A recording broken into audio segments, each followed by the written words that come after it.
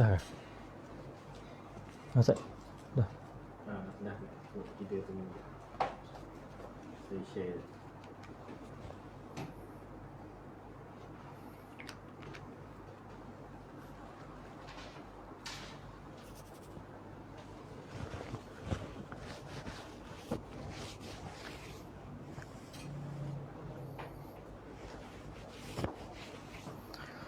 Ya Allah, ya Allah.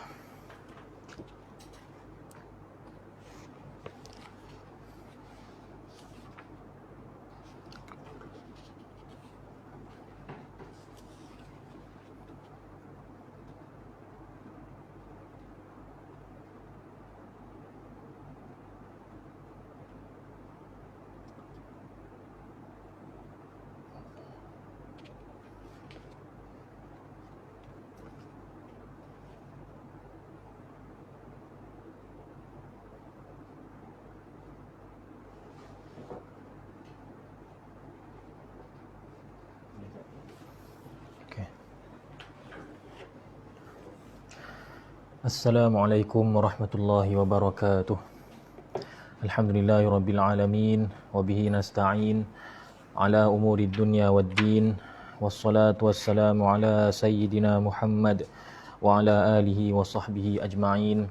Subhanaka la ilma lana illa ma 'allamtana innaka antal alimul hakim wa la haula wa la quwwata illa billahil aliyyil azim. Alhamdulillah, syukur pada Allah Subhanahu Wa Taala. Pada petang ini dapat kita sama-sama meneruskan kembali pembacaan Kifayatul Muhtaj fil Isra'i wal Mi'raj, iaitu kitab yang dikarang oleh Syekh Wan Daud bin Wan Abdullah Al-Fatani rahimahullahu taala. Dan kita telah pergi agak jauh juga dalam menelusuri kisah Isra' dan Mi'raj, sehingga semalam kita telah sampai ke langit yang ketujuh. Bukan kita lah, Nabi SAW. Kita baca sampai langit ketujuh. Langit ketujuh. Baik. Semalam kalau tak silap, kita sampai pada muka surat 44. Ya? 44 betul ya? Baik. Jadi kita masih lagi langit ketujuh. Masih lagi cerita tentang langit ketujuh. Belum naik lebih lagi daripada itu.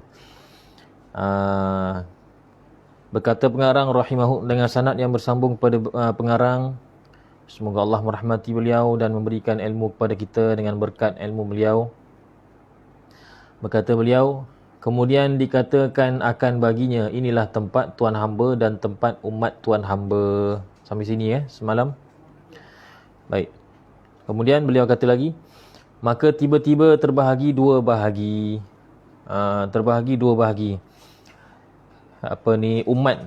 Umat Nabi SAW itu terbahagi kepada dua bahagi. Dua bahagi itu maksudnya dua bahagian lah. Dan pada satu riwayat, maknanya ada satu riwayat yang lain menyebutkan, maka tiba-tiba terbahagi dengan umatku dua bahagi. Salah satu daripada kumpulan tersebut, atas mereka itu kain yang putih. Maknanya mereka memakai pakaian yang berwarna putih. Dan satu bahagi, maknanya satu lagi bahagian umat Nabi SAW, kain mereka itu kelabu. Maknanya pakaian mereka itu kelabu. Kemudian maka masuk Nabi SAW akan Baitul Ma'mur. Baitul Ma'mur ini macam Kaabah. Baitul Ma'mur adalah Kaabah bagi para malaikat di langit. Nanti akan disebutkan sifat-sifat Baitul Ma'mur. Baitul Ma'mur ini tempat para malaikat di langit melakukan tawaf. Maka Nabi kita SAW masuk ke Baitul Ma'mur. Maka masuk sertanya mereka yang atas mereka itu kain yang putih. Maka ketika Nabi SAW masuk bersertanya, maksudnya bersama-sama dengan Rasulullah SAW, ada mereka-mereka yang mana mereka memakai kain yang putih, kumpulan pertama tadi. Dan didindingkan akan yang lain, maknanya dihalang yang kelabu, iaitu yang atasnya kain kelabu. Kumpulan yang memakai kain kelabu tu dia tidak boleh masuk, didindingkan, dihalang. dan mereka itu atas kebajikan, yakni agama Islam. Maka sembahyang Nabi SAW dan sembahyang sertanya segala mukminin. Maka tiba-tiba masuk ke dalam Baitul Ma'mur itu tiap-tiap hari 70,000 malaikat. Baitul Ma'mur ini sebagaimana Baitullahil Haram, Kaabah ataupun Al-Masjidil Haram itu makmur dengan orang-orang yang melakukan tawaf, ibadat. Begitu juga dengan Baitul Ma'mur di atas sana. Setiap hari ada 70,000 malaikat masuk untuk tawaf dan sebagainya. Tawaf, sembahyang, beribadah. Tiada ia keluar lagi hingga hari kiamat. Maknanya hari ni 70,000, esok 70,000, esok 70,000, esok 70,000. Makna kata betapa hebatnya Allah Ta'ala. Malaikat yang Allah cipta tu terlalu ramai. Banyak sangat. Setiap hari 70,000 malaikat baru. Cuma kalau ikut dalam kitab ini, pengarang mengatakan tiada ia keluar. Maknanya malaikat tak keluar. 70,000 malaikat itu tidak keluar lagi hingga hari kiamat. Tapi kalau kita setakat yang saya jumpa lah, riwayat yang saya jumpa, dia sebut bukannya tiada keluar, tapi tiada balik, tiada pulang. Yadkhuluhu, seperti mana hadis riwayat At-Tabrani daripada Qatadah, Nabi SAW mengkisahkan tentang Baitul Ma'mur. Kata Nabi SAW, Al-Baitul Ma'muru masjidun fis sama'. Baitul Ma'mur itu ialah suatu masjid di langit. Bihiza'il Ka'bah. Kedudukannya ialah selari dengan Kaabah. Lau kharra la kharra 'alaiha. Kalau Baitul Ma'mur itu jatuh, maka dia akan jatuh di atas Kaabah. Yadkhuluhu sab'una alfi malakin. Sab'una alfi, betul lah. Sab'una alfi malakin. Yang akan Baitul Ma'mur itu dimasuki oleh 70,000 malaikat kulla yaumin, setiap hari. Iza kharaju minhu. Ini lafaz yang kita jumpa lah, wallahu alam. Kalau yang Syekh Dr. Fatani mungkin ada riwayat lain, tapi lafaz yang At-Tabari beriwayatkan, iza kharaju minhu lam ya'udu. Apabila para malaikat yang 70,000 itu keluar daripada Baitul Ma'mur, lam ya'udu, mereka tidak akan kembali semula ke dalamnya. Maksudnya setiap hari 70,000 malaikat yang berbeza. Hari ni 70,000 orang, 70,000 malaikat beribadah. Kemudian dia keluar, ganti pula dengan 70,000 malaikat, ganti lagi, ganti. Maka begitulah banyaknya malaikat yang diciptakan oleh Allah Subhanahu wa taala. Dan bahawasanya adalah Baitul Ma'mur itu pada langit yang ketujuh di bawah syurga dan berbetulan dengan Ka'batullah. Dia selari. Kaabah tu kalau kita dongak ke atas tu nampaklah Baitul Ma'mur. Jikalau dijatuhkan daripadanya batu, nescaya jatuh di atas Ka'batullah. Ini pun sama. Kalau ikut Syekh Dr. Fatani katanya kalau jatuh batu. Tapi kalau riwayat yang kita jumpa dalam riwayat At-Tabari, bukan jatuh batu. Kalau Baitul Ma'mur itu sendiri yang jatuh. Lau kharra la kharra 'alaiha. Kalaulah Baitul Ma'mur itu jatuh, maka ia akan kena pada Kaabah. Itu yang lafaz yang kita jumpa lah. Mungkin Syekh Dr. Fatani jumpa riwayat yang lain kan. Dan di sini pun jadi kemusykilan juga. Kadang-kadang orang tanya, dia kata bukan ke bumi ni dia berputar kan. Jadi macam mana nak kena kalau batu tu dilepaskan dari Baitul Ma'mur, sedangkan bumi itu sentiasa berputar pada paksinya, maka mungkin tak kena. Mungkin kena kat Malaysia batu tu, mungkin kena dekat Sudan, mungkin kena dekat Jepun, sebab bumi itu bergerak. Maka untuk jawab soalan ni ada dua lah jawapan kita boleh bagi. Pertama, kita kata ini alam ghaib, kita tak tahu. Allah Ta'ala boleh buat benda yang kita tak mampu fikir kan, kedudukannya, keadaannya macam mana kita tak tahu, wallahu alam. Mungkin kita tak dapat fikir benda itu. So, jawapan pertama. Jawapan kedua ialah kita kata mungkin riwayat yang betul ialah riwayat yang diriwayatkan oleh Imam At-Tabari. Bukannya batu tetapi Baitul Ma'mur itu sendiri. Kalau ia jatuh, maka ia akan kena pada Kaabah. Dan memang kalau mengikut riwayat At-Tabari, maka tidak ada kemusykilan. Kalau walaupun bumi itu berputar. Sebab apa? Sebab Baitul Ma'mur itu besar. Kan dalam hadis Nabi sallallahu alaihi wasallam sebutkan, ya, perumpamaan langit pertama dengan langit kedua adalah seumpama satu cincin, sebentuk cincin yang dicampakkan di tengah padang pasir yang luas. Padang pasir yang luas tu langit kedua. Cincin yang sebutir itu, itulah langit pertama. Kemudian perumpamaan langit ketiga dengan langit kedua pun sama juga. Perumpamaannya seperti sebutir cincin yang dicampakkan di tengah-tengah padang pasir yang luas. Begitulah perumpamaan langit keempat dengan ketiga, langit kelima dengan keempat, keenam dengan kelima, ketujuh dengan keenam, dan di langit ketujuh tu ada Baitul Ma'mur. Maka Baitul Ma'mur tu terlalu besar. Terlalu besar. Lebih-lebih lagi kita tahu di dalamnya itu bukannya nak isi orang, nak isi malaikat. Jadi besar sangat. Jadi kalau mengikut riwayat At-Tabari, maka bertepatanlah dengan sains. Kerana apa? Kerana dalam riwayat At-Tabari disebutkan kalau Baitul Ma'mur itu sendiri yang jatuh, bukannya batu. Baitul Ma'mur itu sendiri yang jatuh, ia akan kena pada Kaabah.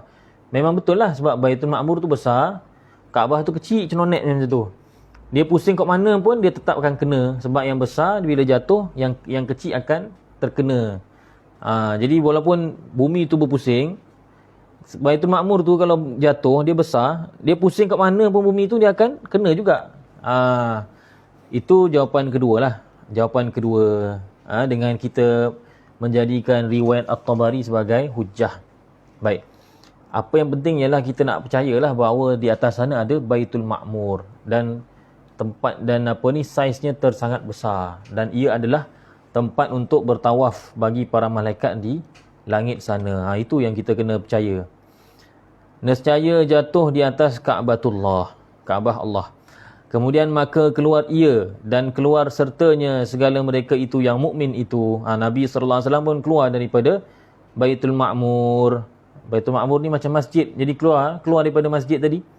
Masjid para malaikat. Berserta dengan orang-orang mukmin tadi yang pakai baju putih.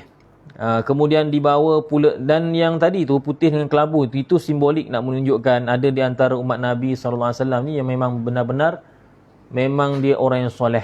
Tidaklah melakukan maksiat. Jadi dirinya memang suci sesuci-sucinya. Manakala orang mukmin yang masih ada baki-baki dosa yang mungkin dia belum lagi boleh nak tinggalkan. Itulah perumpamaan kaum yang kedua tadi. Kumpulan kedua yang mana mereka pakai baju kelabu. Jadi yang Nabi SAW bawa bersama-sama masuk dalam Baitul Ma'mur ialah yang putih. Maka mudah-mudahan kita berusahalah supaya menjadi kumpulan yang putih tadi tu. Kemudian dibawa pula bagi Nabi SAW bejana yang 3 itu dan memilih ia akan laban. Sekali lagi Nabi SAW diberikan pilihan 3 bejana, 3 bekas minuman. Dan sekali lagi Nabi SAW memilih laban, iaitu susu. Susu. Dan kita telah terangkan sebelum ini bahawasanya susu itu adalah makanan yang terbaik. Kerana apa? Kerana ianya mewakili air dan juga makanan. Kerana susu boleh menghilangkan dahaga, dalam masa yang sama khasiatnya boleh mengambil tempat makanan. Jadi dengan minum susu, susu tu adalah makanan, mengambil tempat makanan, dan susu juga menghilangkan dahaga. Dua-dua boleh. Kerana itu Nabi SAW membaca doa, Allahumma barik lana fihi wa zidna minhu. Ini kena hafal lah doa ni. Sebab kita ni selalu orang Malaysia ni minum susu. Teh susu, kopi susu, Nescafe susu. Susu lah tu. Kena baca doa tu. Nabi SAW baca doa supaya Allah Ta'ala menambahkan lagi rezeki susu kepada baginda SAW. Untuk makanan yang lain, Nabi SAW doa, warzuqna, Allahumma barik lana fihi wa zidna khairan minhu, atau warzuqna khairan minhu. Untuk makanan lain, Nabi SAW baca, berilah pada aku, wahai Allah, makanan yang lebih baik.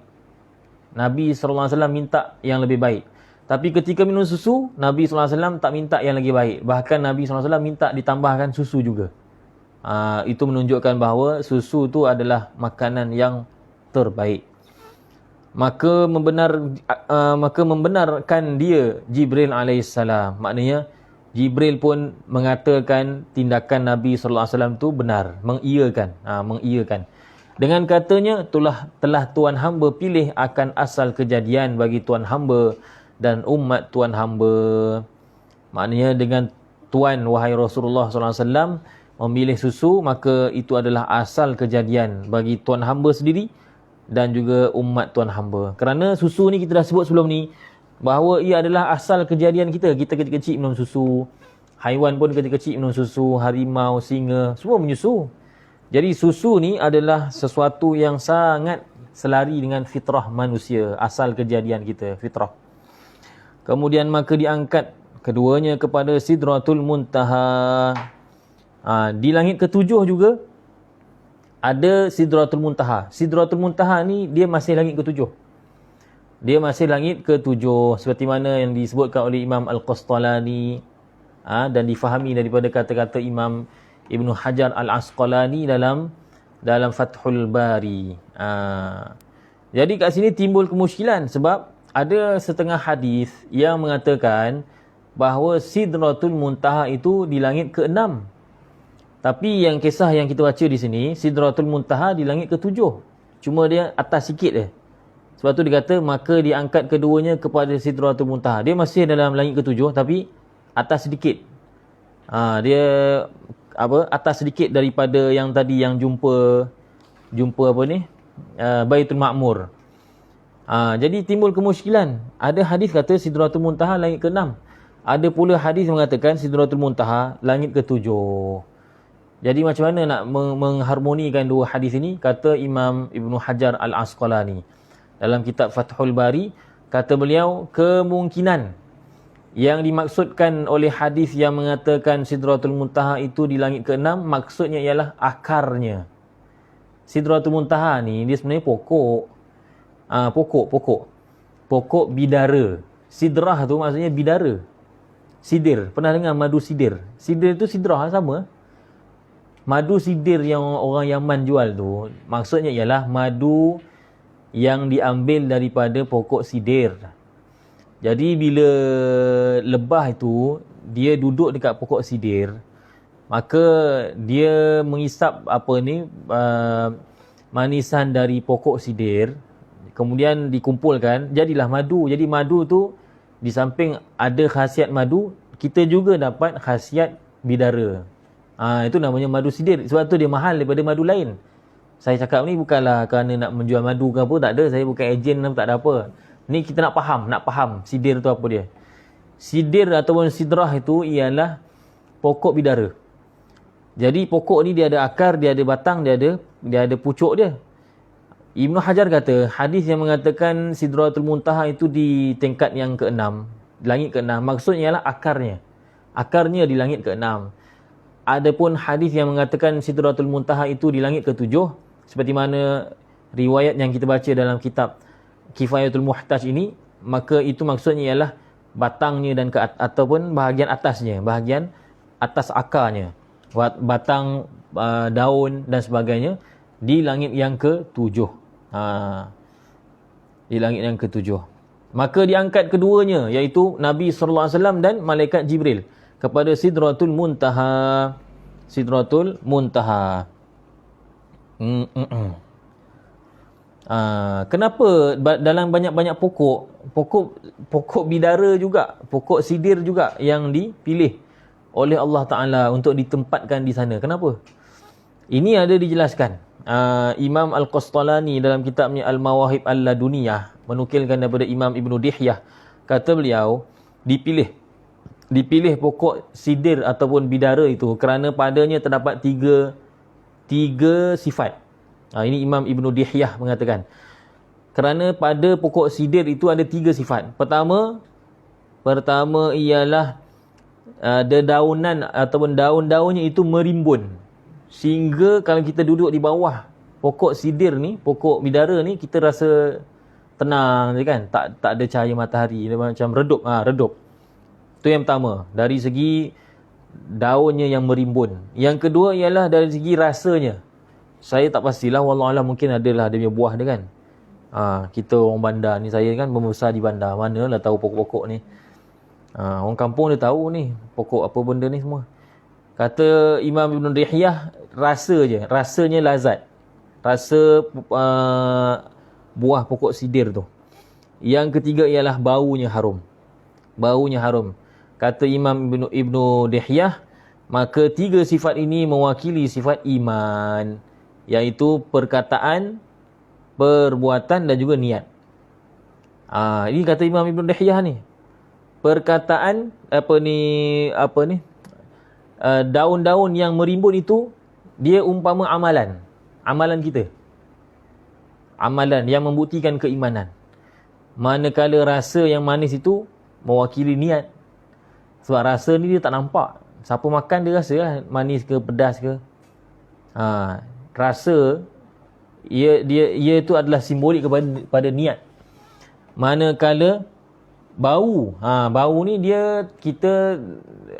bau ni dia tak nampak. Kita tak boleh nampak bau, tapi kita boleh mengesannya. Bau itu adalah perkataan, pengakuan kita ni. Kita kata asyhadu an la ilaha illallah wa asyhadu anna Muhammadar Rasulullah. Belum tentu orang yang mengatakan syahadah itu dalam hatinya memang benar-benar beriman, tapi sekurang-kurangnya lafaznya itu petanda bahawa wujudnya iman dalam hatinya. Begitulah juga bau tu adalah petanda wujudnya pokok bidara ke ataupun buah bidara ke di satu tempat itu. Bila kita masuk rumah je bau bidara, maknanya adalah salah satu daripada pokok ataupun salah satu daripada bahagian pokok bidara di dalam rumah tersebut. Daun ke apa ke, wallahu alam. Dan kepadanya kesudahan barang yang naik daripada pihak bumi. Sidratul Muntaha ni ialah tempat paling tinggi yang boleh sesuatu, barang tu maknanya sesuatu. Barang tu dalam bahasa Melayu kita sekarang ni sesuatu, something. Kepadanya, tu ialah kepada Sidratul Muntaha lah kesudahan sesuatu yang naik daripada pihak bumi. Mana-mana makhluk di bumi ni kalau dia boleh pergilah setinggi mana, naik roket ke, naik jet ke, naik apa ke, itulah paling tinggi dia boleh sampai, iaitu di Sidratul Muntaha. Maka diterima daripadanya. Maknanya kalau amalan tu naik, dia akan naik dan terhenti di Sidratul Muntaha, maka di situ Allah Ta'ala akan terimalah amalan kita. Dan kepadanya kesudahan barang yang turun dari pihak atas. Atas daripada Sidratul Muntaha ada lagi atas tu ada lagi tempat. Atas daripada Sidratul Muntaha. Jadi barang yang di atas itu dia pun kalau nak turun itulah setakat yang dia boleh turun. Maknanya kata Sidratul Muntaha ni dia border. Yang atas tak boleh turun bawah, yang bawah tak boleh naik atas. Hatta Jibril pun tak boleh melepasi Sidratul Muntaha ni. Nanti kita akan tengok Jibril kata pada Nabi SAW, sekarang ni engkau dengan Tuhan kau. Dia tak boleh naik atas.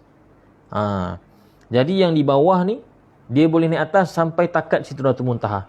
Dan yang di atas sana kalau turun sampai takat situ saja Sidratul Muntaha. Dan kepadanya kesudahan barang yang turun daripada pihak atas. Yang dari atas pun sampai setakat itu saja dia boleh turun.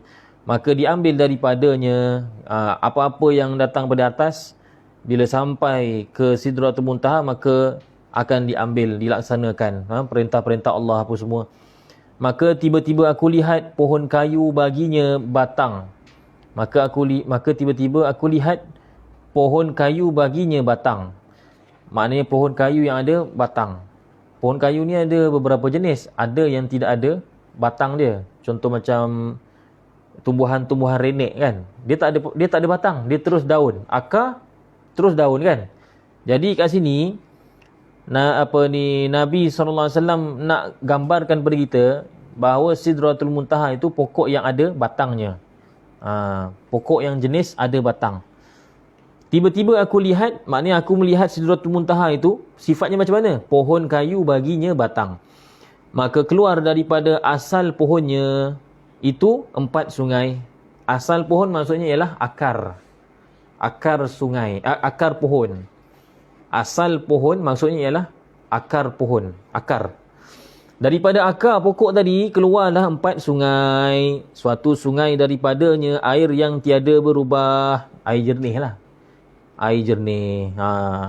Kalau kita rasa air kowe tu dah cukup jernih kan, bersih, minum tu sedap je kan.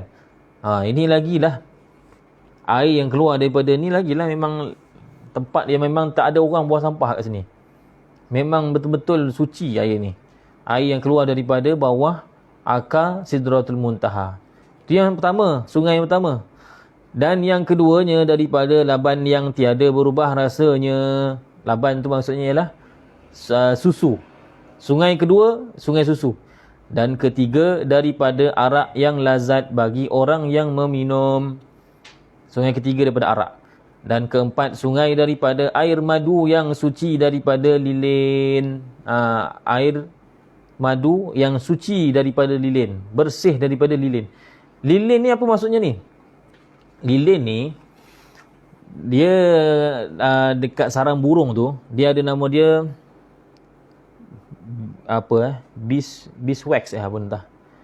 Lilin madu kalau bahasa Melayu lah. Orang putih panggil beeswax. Macam tu lah lebih kurang.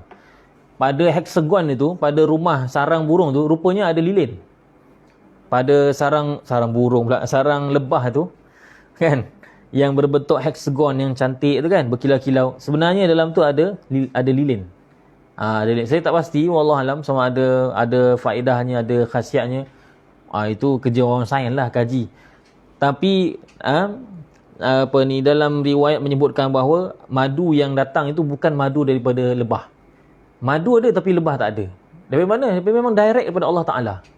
Seperti mana susu tadi, bukannya hari-hari kena perah lembu tu. Tak, dia memang Allah Ta'ala cipta macam tu. Susu tanpa ada lembu. Madu tanpa ada lebah. Sebab madu, dia kadang-kadang dalam tu akan tercampur juga dengan wax. Wax. Dia wax ni ada beberapa jenis. Animal wax, plant wax, kan, lilin. Jadi animal wax tu antara yang terbaik ialah wax ataupun lilin daripada lebah. Dijadikan perubat orang dulu buat orang ni lah. Orang Israel buat perubatan menggunakan benda tu. Jadi madu yang ada di sana, dia memang langsung tidak ada kuantiti lilin, tak ada wax langsung. Maka adalah naungan sekira-kirakan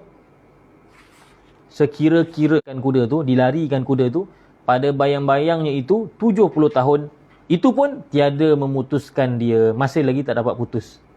Masih lagi tak dapat memotong ataupun melepasi bayang-bayang tadi. Besarlah maknanya Sidratul Muntaha tu. Pokok tu besar. Jadi kalau pokok tu besar, batang pokok tu besar, tak kenalah kalau daunnya kecil, buahnya kecil. Tengok pula dia punya buah dia besar mana. Dan adalah buahnya seperti kirbah air. Apa pula tu kirbah air? Kirbah ni ialah satu bekas kulit yang digunakan oleh orang Arab untuk menyimpan air kosong.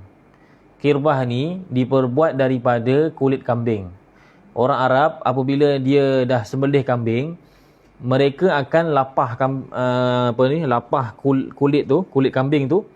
Kemudian setelah dikeluarkan isinya, kulit kambing itu dijahit semula. Dijahit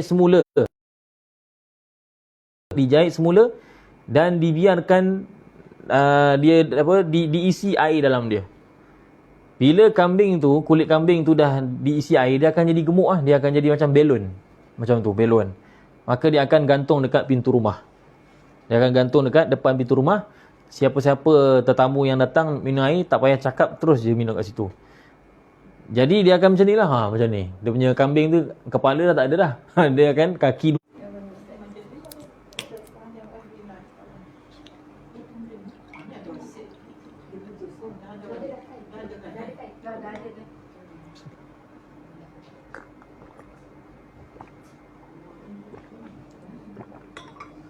Ada dah?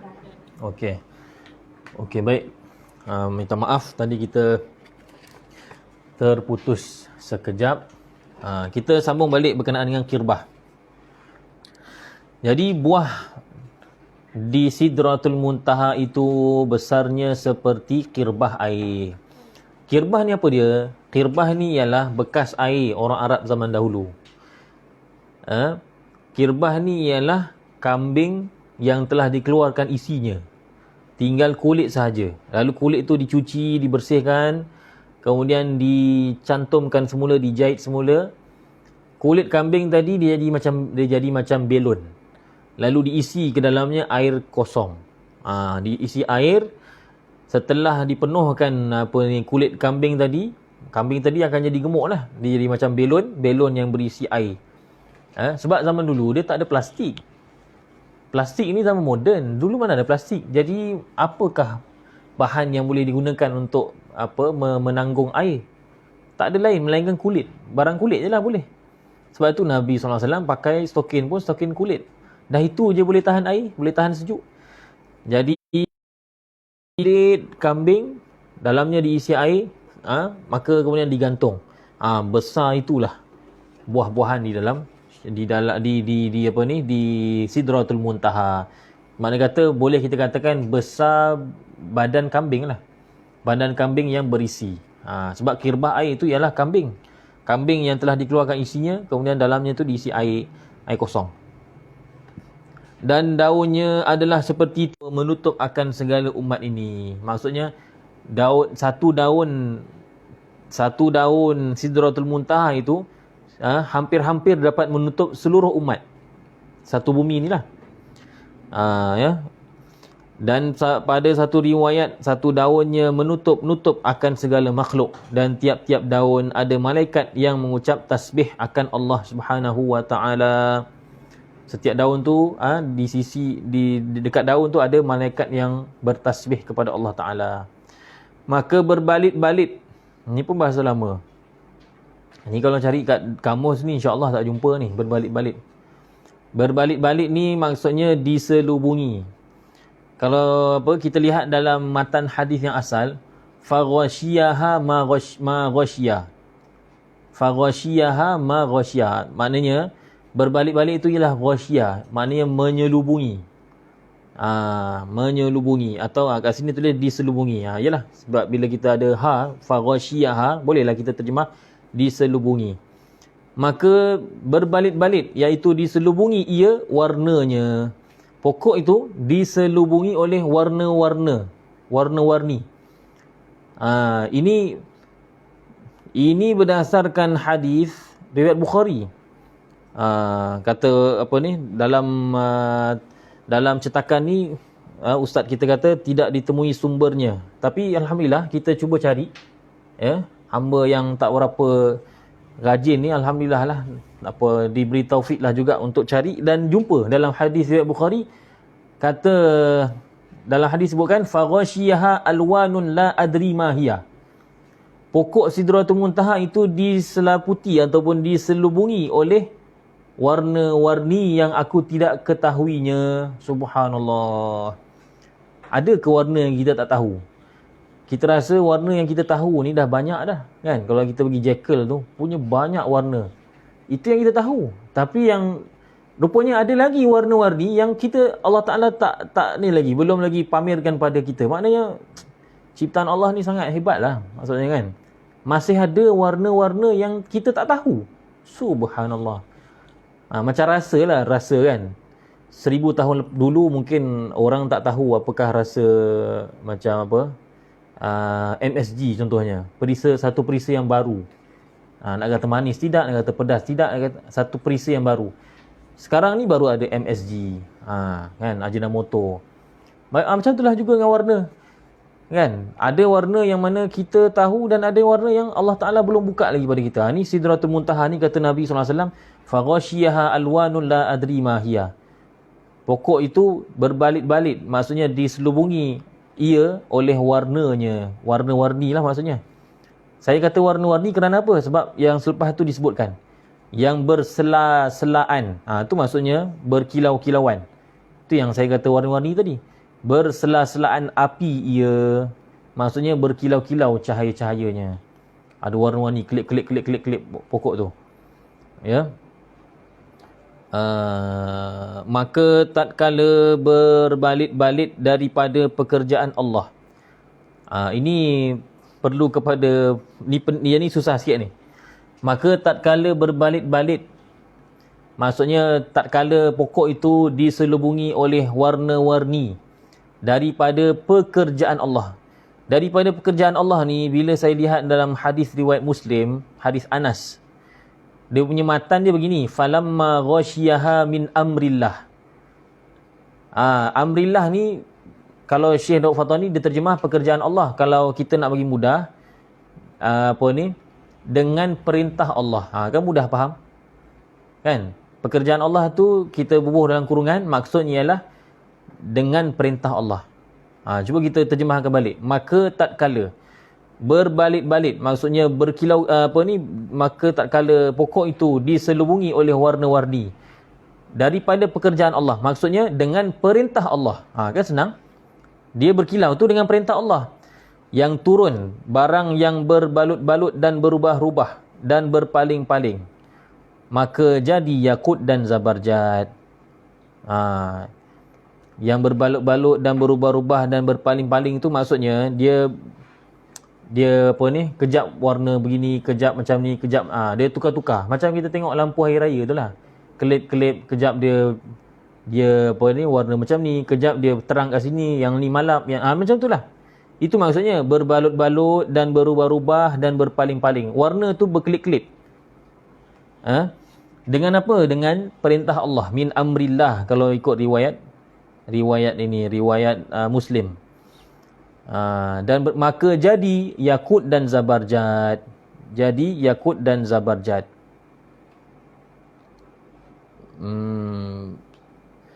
Yakut maksudnya punya cantik tu, dia punya cahaya tu sehingga menghasilkan seperti yakut. Yakut ni rubi.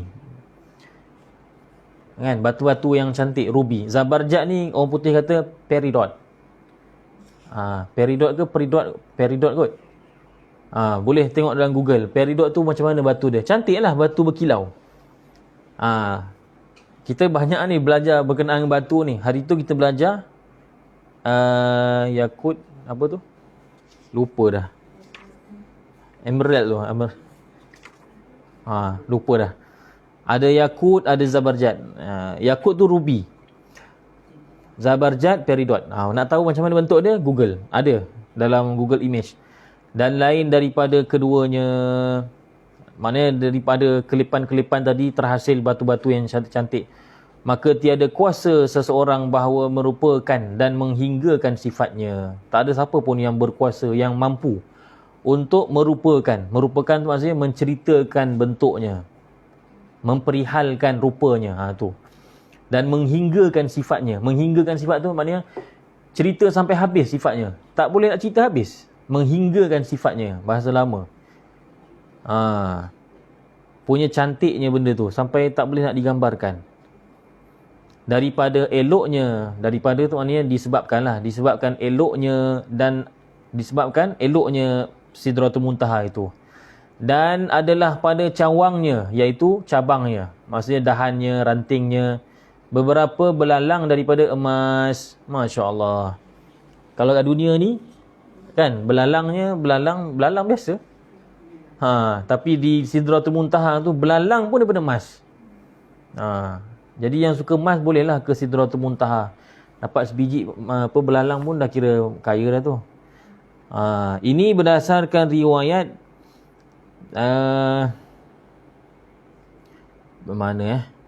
berdasarkan hadis Yazid bin Abi Malik. Ini tak ada dalam nota kaki, ini saya cari sendiri. Dalam hadis Yazid bin Abi Malik daripada Anas radhiyallahu anhu, kata beliau jaradun min zahab, belalang daripada emas. Manakala dalam hadis Ibnu Mas'ud dalam Sahih Muslim, ni hadis sahih ni, bukan cerita dongeng ni. Kalau mengikut riwayat Muslim, idh yaghsha sidrata ma yaghsha, maksudnya ialah farashuz zahab. Kalau riwayat tadi Anas dia kata belalang seperti mana yang Syekh Daud ambil. Tapi ada riwayat mengatakan bahawa di hujung-hujung cabang-cabang pokok itu yang ada bukan belalang, farashuz zahab, rama-rama daripada emas. Masya-Allah. Cantik, indah. Kan? Kita bayangkanlah pokok yang besar, yang cantik, yang ada warna-warni. Kemudian ada belalang, ada rama-rama. Rama-rama pun bukan sebarang rama-rama, rama-rama emas. Duk main dekat dekat sekitar pokok itu, masya-Allah. Dan tiba-tiba adalah pada asalnya tu maknanya pada akarnya 4 sungai pula, 2 sungai tersembunyi dan 2 sungai yang nyata. Maka sabda Nabi SAW, apa sungai ini ya Jibril? Maka katanya, adapun 2 sungai yang tersembunyi itu, maka iaitu 2 sungai di dalam syurga. Dinamakan tersembunyi sebab kita manusia biasa ni tak boleh tengok lah, nanti kat akhirat baru kita nampak. Satu sungai, satu Salsabil dan satu Zanjabil. Ini nama 2 sungai dalam syurga. Salsabil dan Zanjabil. Ini 2 sungai yang kita tak boleh lihat dengan mata kasar kita ni sekarang di dunia ni. Nabi SAW diberi kelebihan dapat tengok. Maka 2 sungai yang zahir itu, iaitu Nil dan Furat. Rupanya sungai Nil ni dan juga Furat. Furat ni di Iraq. 2 sungai ini sebenarnya adalah daripada sungai yang keluar daripada bawah Sidratul Muntaha. Maknanya ada keberkatan. Sungai Nil ni ada keberkatan dia. Sebab tu kalau kita marah sangat dengan orang Mesir pun, kita tak suka sangat dengan orang Mesir ni pengotor ke apa ke, kita kena ingat ni sungai Nil ni hadis Bukhari ni, tengok ni dalam nota kaki Bukhari dan Muslim. Sungai Nil ini memang dijamin keberkatannya oleh Nabi SAW. Cuma itulah, bila tempat tu ada kelebihan, kadang-kadang rakyatnya tidak menghargai. Itulah jadi macam tu kan. Furat ni di Iraq. 2 sungai ini memang sungai yang diberkati oleh Allah Subhanahu Wa Taala. Dan banyaklah kisah-kisahnya. Kalau kita boleh ni kan, nanti ada masa kita cari maklumat berkenaan dengan Nil dan Furat. Dan melihat pula Nabi SAW akan Jibril alaihi salam pada Sidratul Muntaha akan rupanya yang asli. Waktu Nabi SAW berdamping dengan Jibril ketika di Sidratul Muntaha itu, waktu tu Jibril dalam keadaan rupa bentuk yang asli ke rupa bentuk yang telah ditukarkan pada manusia? Sebab ada kalanya Nabi SAW nampak Jibril dalam bentuk manusia. Disebut dalam di sini Jibril AS ketika itu rupanya asli, rupa asal. Macam mana rupa asal? Dan adalah baginya 600 sayapnya, dan satu-satu sayapnya memenuhi akan alam ini. Itulah bentuk asal dia. Mempunyai sayap dan 600 sayap. Satu sayapnya sahaja pun sudah cukup untuk menutup segala alam ini. Dan bertaburan daripada sayapnya barang yang menghairankan daripada dur dan yakut. Bila dia angkat sayap tu, di bawah sayapnya tu jatuh, terjatuhlah beberapa dur ni permata, dan juga yakut. Allahu Akbar. Kemudian maka masuk pula Nabi SAW dan Jibril ke dalam syurga, maka melihat di dalamnya barang yang tiada pernah dilihat oleh mata, dan tiada dengar oleh telinga, dan tiada terlintas oleh hati. Ini berdasarkan hadis ni. Ini pun ada hadisnya. Nabi SAW menyebutkan dalam hadis kursi, Allah Ta'ala berfirman, a'dadtu li'ibadiyas salihina ma la 'ainun ra'at wa la udhun sami'at wa la khatara 'ala qalbi bashar. Aku telah menyediakan bagi hamba-Ku yang soleh apa yang tidak pernah dilihat oleh mata, tidak pernah didengari oleh mana-mana telinga, dan tidak pernah terlintas dalam hati mana-mana manusia. Maka adalah syurga itu 8. Dia nama-nama syurga ni pun ada khilaf dalam kalangan ulama. Kerana apa? Kerana riwayat hadis sendiri pun terdapat pelbagai. Jadi ada ulama ambil hadis ni, ada ulama ambil riwayat ini, ada ulama ambil riwayat ini. Maka yang kita baca ni ialah apa yang dipilih oleh Syekh Daud Fatani. Kalau kita baca kitab lain pula namanya, maka jangan kita marah. Jangan kita salahkan. Tak, dia semua ni ada, masing-masing ada riwayat yang dijadikan sandaran. Maka adalah syurga itu 8. Pertama lagi yang terlebih afdal, lagi terlebih tinggi, Jannatul Firdaus. Firdaus ni paling tinggi, paling afdal. Sebab itu Nabi SAW menyebutkan, idza sa'altumul jannah fas'alu al-firdausal a'la. Apabila kamu meminta syurga, hendaklah kamu minta yang paling tinggi, iaitu Firdaus, iaitu tempat ketetapan segala anbiya dan segala syuhada dan salihin. Kita ni anbiya memang tak boleh lah, tak boleh dapat lah kita jadi anbiya kan. Syuhada insya-Allah kalau dapat rezeki dapat jadi syuhada. Sekurang-kurangnya kita berusaha ke arah menjadi salihin salihat. Kedua, jannatu adn.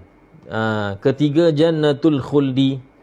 Keempat, jannatun na'im. Kelima, jannatus salam. Keenam, jannatul ma'wa. Ketujuh, jannatul jalal. Kedelapan, jannatul maqam wal qarar. Ni 8 syurga. Maka adalah jannatul firdaus itu daripada emas. Masya Allah. Syurga firdaus itu daripada emas. Emas, semuanya emas. Pintu emas, apa, semualah emas. Masya Allah. Dan jannatu adn itu daripada qasab. Sebenarnya qasab ni kisab ya. Qasabul jannah. Sebenarnya qasab, wallah alam, mungkin ada cara sebutan yang lain, kisab ke. Qasab ni maksud asalnya ialah sesuatu tumbuhan yang ada ruas, seperti buluh, rotan, tebu, tu. Tapi takkanlah kita nak kata Jannatul Adn ni diperbuat daripada rotan. Zuhud sangat. Maksudnya Allah Ta'ala hanya berikan pada kita gambaran saja. Hakikatnya kita tak tahu sebenarnya. Tapi kalau kita boleh bayanglah satu istana yang cantik diperbuat daripada rotan, daripada buluh, dengan buatan yang kemas, itu pun kita dah boleh bayangkan betapa cantiknya tempat tu. Jadi nama Qasabul Jannah tu hanya sekadar nak bagi kita dapat gambar sedikit saja. Hakikatnya kita tak tahu sebenarnya. Tapi Qasab tu maksudnya ialah tumbuhan yang beruas. Seperti rotan. Rotan kan dia ada ruas kan? Ada senggat-senggat yang ada garis-garis tu. Buluh, tebu, macam tu lah. Tapi hakikat sebenar wallahualam, mungkin cantik lebih daripada apa yang kita nampak di dunia. Dan jannatul khuldi itu daripada marjan. Marjan ni Allah, banyak lah batu-batu dalam ni. Saya tak sempat nak tengok apa maksud marjan. Tapi marjan ni jenis-jenis batu lah yang cantik-cantik ni. Dan jannatun na'im itu daripada perak. Jannatun na'im mudah kita faham, daripada perak. Perak pun cantik apa? Silver. Ini perak silver, bukan negeri Perak. Kan orang Perak pula kata, atas komen dari Perak, dari Jannatun Na'im lah ni. Bukan, itu Perak negeri. Perak ni maknanya perak silver. Dan Jannatul Ma'wa itu daripada zabarjad. Zabarjad peridot. Sejenis batu, orang putih kata peridot, yang hijau. Dan Jannatul Salam itu daripada yakut yang merah. Yakut, rubi. Rubi memang merah rasanya, rubi. Dan Jannatul Jalal itu daripada lu'lu' yang putih. Lu'lu' ni mutiara. Masya Allah, mutiara. Di dunia ni nak dapat sebiji mutiara pun susah. Ini syurga tu sendiri diperbuat daripada mutiara. Allahu Akbar. Dan Jannatul Maqam wal Qarar itu daripada kasturi yang harum. Kasturi ni satu bahagian dalam perut kijang. Dia berbulu, dia macam telur tapi berbulu. Dan dia bila dibasuh, dibersihkan kan, dia akan wangi. Daripada kasturi itulah direbus apa semua, dijadikan minyak wangi, minyak atar tu, minyak kasturi. Maka tiba-tiba adalah di dalamnya beberapa kubah lu'lu' yang berongga. Kubah, ada dom, orang putih panggil dom kan, D-O-M-E. Ada beberapa kubah. Kubah tu bukannya kubah sebarangan kubah. Kubah diperbuat daripada lu'lu', daripada mutiara. Ya Allah, mutiara yang besar lalu dironggakan, ditebuk lubang, buat pintu, buat bilik air tak ada lah kot di akhirat Maksud kata ada ruang tamu, ni ruang tidur, ruang makan. Sebiji lu'lu', sebiji mutiara yang besar dirongga-ronggakan. Jadi memang cantik lah insya-Allah yang berongga. Maka tiba-tiba aku lihat bersurat. Bersurat tu maknanya bertulis. Kan, bertulis. Orang dulu dia tak kata saya menulis. Dia kata saya bersurat. Maknanya menulis. Aku lihat bersurat pada pintu syurga itu. Maknanya tertulis di pintu syurga itu. Apa dia? Sedekah dengan 10 gandanya. Dan hutang itu dengan 18 gandanya. Dengan 18 gandanya. Ni hadis ni Imam Suyuti kata hadis yang hasan. Memang betul pun. Sebenarnya memberi hutang itu lebih besar pahalanya daripada kita memberi sedekah. Sebab apa? Ulama kata kerana seseorang itu bila dia dalam kesusahan dia akan minta sedekah. Apabila orang tak bagi pada dia sedekah, maka dia akan merayu lagi. Dia kata, tak apalah kalau tuan tak nak bagi sedekah, bagi saya pinjam duit pun cukuplah. Itu terakhir. Jadi bila orang itu meminta pinjam duit, makna kata orang tu memang benar-benar terdesak. Sebab apa? Sebab meminta sedekah, dia tak ada komitmen. Dia bukan kena bayar balik, tapi meminta hutang, maknanya seseorang itu minta supaya diberikan duit sebagai hutang.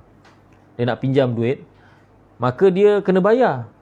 Kalau dia sanggup memilih pilihan tersebut, bermakna dia memang dalam keadaan terdesak.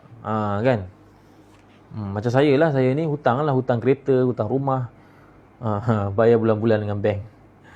Jadi kata kalau di pintu syurga itu tertulis sedekah itu pahalanya 10 kali ganda, tapi hutang pahalanya ialah 18 kali ganda, memberi hutang kepada orang yang berhajat.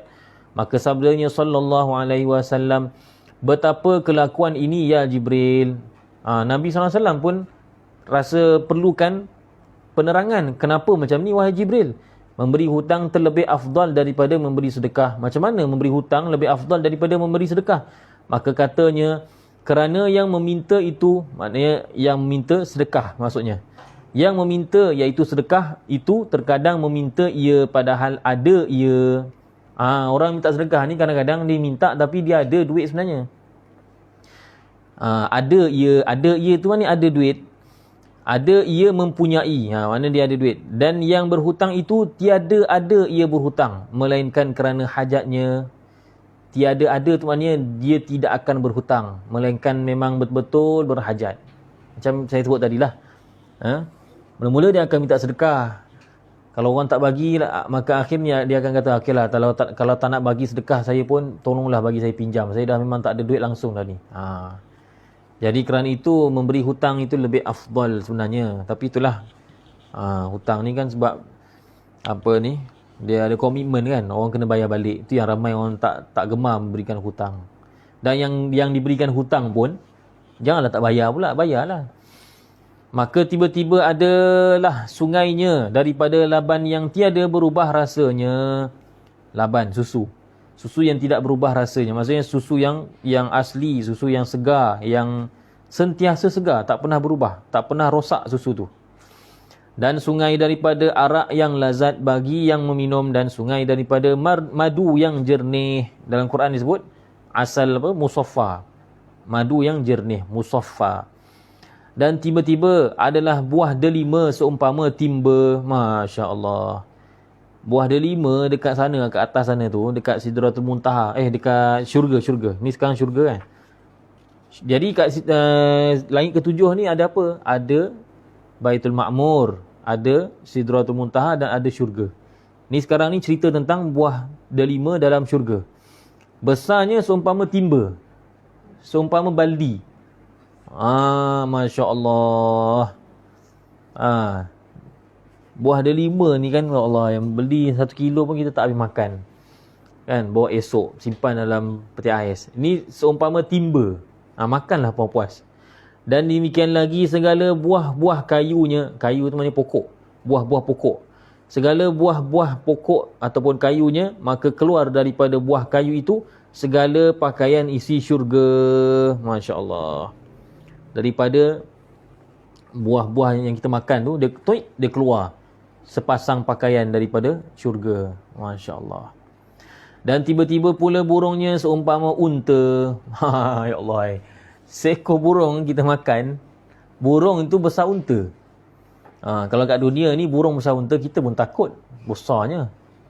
Silap-silap burung tu makan kita. Tapi ni di syurga semuanya baik, jinak kan. Burung yang ada dalam syurga tu besarnya seumpama unta. Maka sembah Sayyidina Abu Bakar As-Siddiq. Maka sembah ni maksudnya Sayyidina Abu Bakar As-Siddiq meminta izin bercakap dalam keadaan hormat. Macam kita tengok di istana kan, ni bahasa-bahasa ni lah, bahasa hormat orang Melayu zaman dahulu. Sembah patik harap diampun. Ampun tuanku beribu ampun, sembah patik harap diampun. Itulah yang dimaksudkan dengan maka sembah Sayyidina Abu Bakar As-Siddiq. Bukannya Sayyidina Abu Bakar tu sembah Rasulullah, bukan.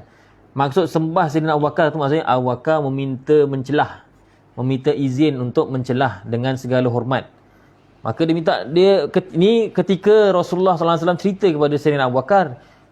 Maka Sayyidina Abu Bakar tanya pada Rasulullah SAW, ya Rasulullah, bahawasanya demikian burung itu baik rasanya. Kalau dah besar gedabak burung tu, besar unta, manalah tahu kokok tak sedap pula rasanya. Sebab burung ni lagi besar lagi tak sedap, lagi kecil lagi sedap, kan? Maka sabdanya, dimakan akan dia itu terlebih lazat rasanya, dan bahawasanya aku harap bahawa engkau memakan daripadanya kemudian. Rasulullah SAW mendoakan Sayyidina Abu Bakar dialah orang yang akan memakan burung tersebut. Jadi Sayyidina Abu Bakar pun lagi bermotivasi lah untuk mendapatkan syurga. Ini kisah ini sesuai dengan dua hadis riwayat Ahmad dengan sanad yang sahih, yang kedua riwayat At-Tabari. Maka melihat ni bagus ni kita baca Kifayatul Muhtaj ni setiap tahun, kita refresh balik kan pengetahuan kita berkenaan dengan syurga, neraka, akidah tentang nabi-nabi.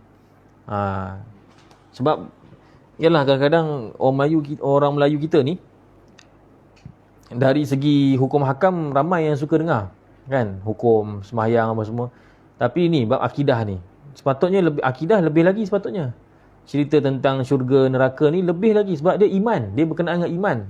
Tak ada orang boleh sah sembahyangnya kalau imannya sah, kalau imannya tidak sempurna. Jadi kita perlu untuk ceritakan tentang perkara-perkara yang gaib kan, tentang kebesaran Allah, kehebatan Allah, supaya iman kita bertambah, meningkat. Bila iman kita sempurna, maka barulah amal kita akan jadi sempurna, amal soleh. Kalau iman kita tak betul, ada satu je benda gaib yang kita tak percaya, kita ragu-ragu, iman kita goyah, maka amal soleh kita semua terbatal. Wal'iyadzubillah. Itu penting kita baca Kifayatul Muhtaj, kita refresh balik apa yang kita telah belajar kan, perkara-perkara akidah ni, syurga neraka, tentang malaikat, tentang arash, tentang para nabi. Baik, kemudian dimakan. Maka melihat pula Nabi SAW akan sungai Al-Kautsar. Ini pun sama juga ya. Kalau kita tak mengaji akidah betul-betul, kita mungkin keliru. Kautsar ini dia bukan telaga, dia adalah sungai. Telaga itu kalau istilah dalam hadisnya disebut haud. Haud tu ialah telaga. Kautsar itu ialah sungai.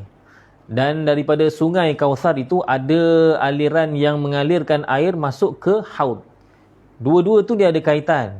Telaga Nabi SAW dan juga sungai Kautsar itu ada kaitan. Kaitannya ialah ada satu cabang, satu saliran yang memasukkan air sungai Kautsar ke dalam telaga Nabi SAW. Kolam Nabi SAW. Tapi kolam tu tidaklah dinamakan Kautsar. Airnya air Kautsar. Kautsar itu hakikatnya ialah suatu sungai. Ya, maka melihat pula Nabi SAW akan sungai Kautsar, Al-Kautsar. Maka adalah di dalamnya 70,000 farsakh. 70,000 farsakh.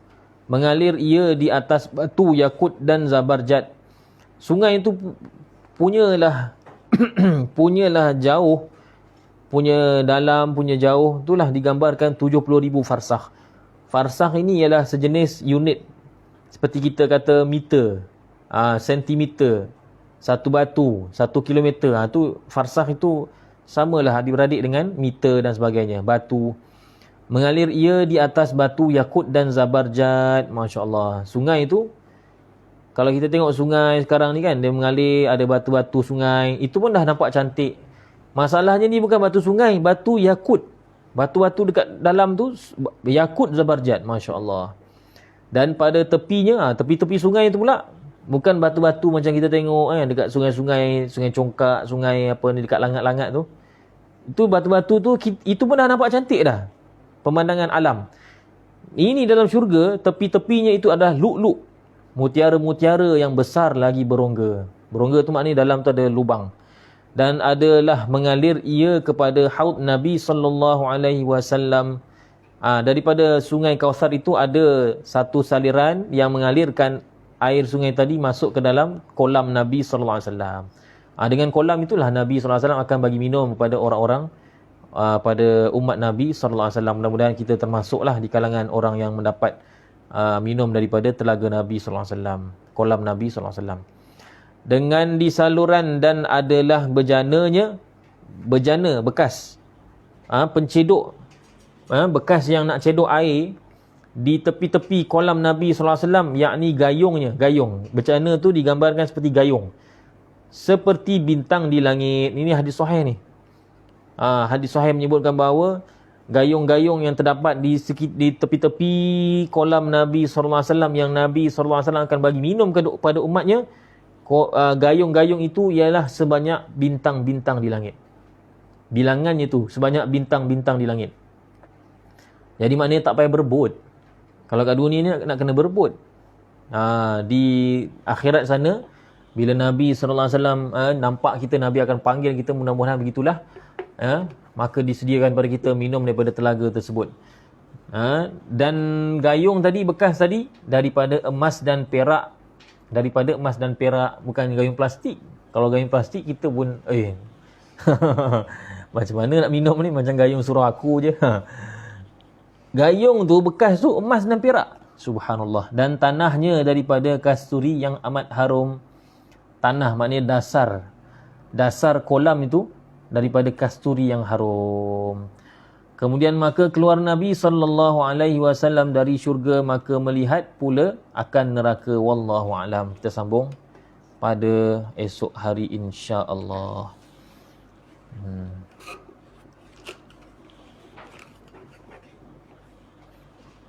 Ni farsah ni nanti saya insya-Allah cuba cari apakah satu farsah bersamaan dengan berapa kilometer. Nanti kita akan cubalah cari kalau sempatlah insya-Allah. Wallahu alam. Subhan